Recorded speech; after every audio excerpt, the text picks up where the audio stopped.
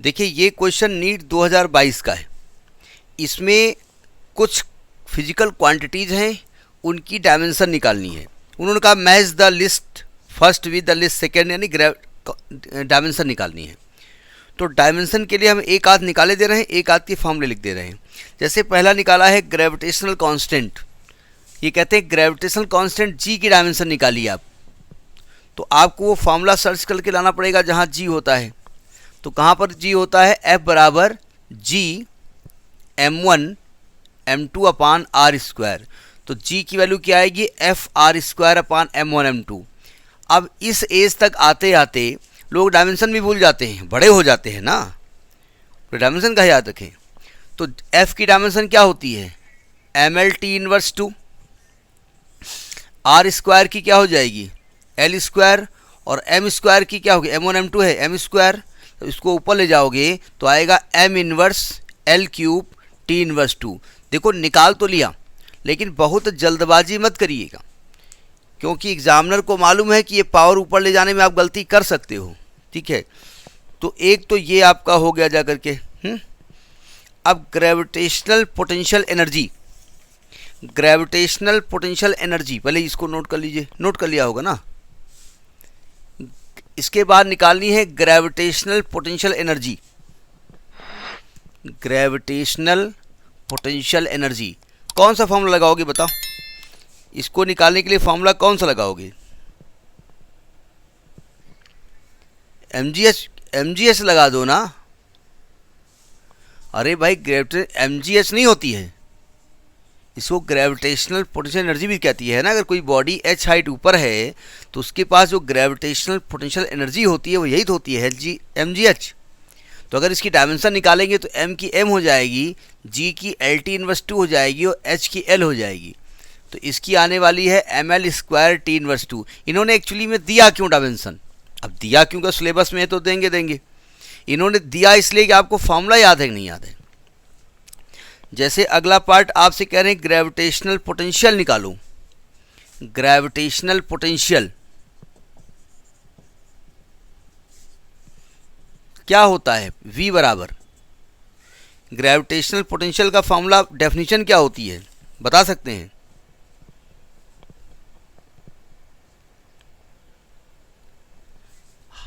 नहीं, अगर डेफिनेशन पूछी जाए तो ग्रेविटेशनल पोटेंशियल क्या होता है?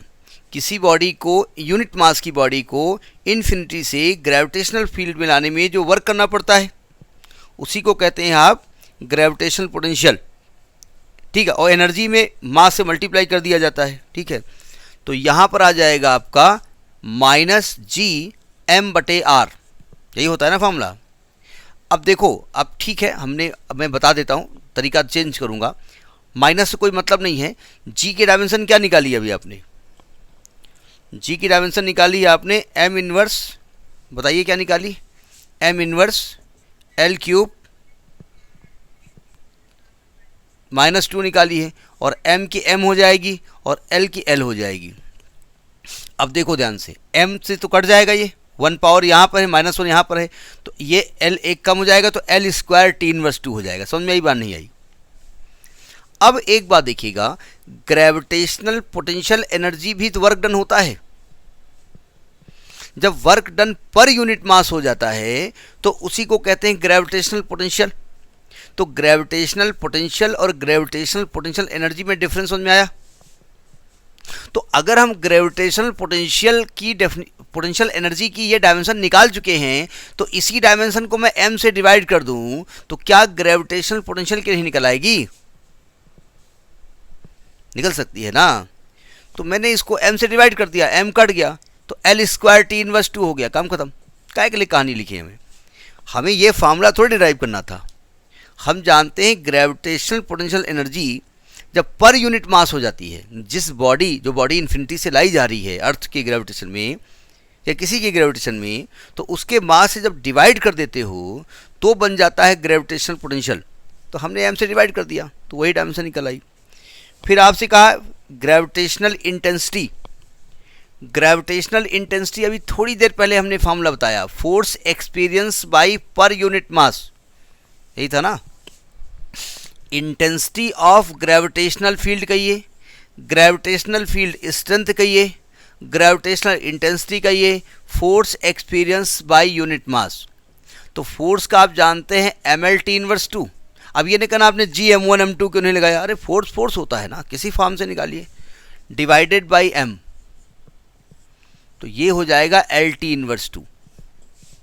एक बार देख लेते हैं, यही निकल रही है, नहीं वही गलती ना हो जाए।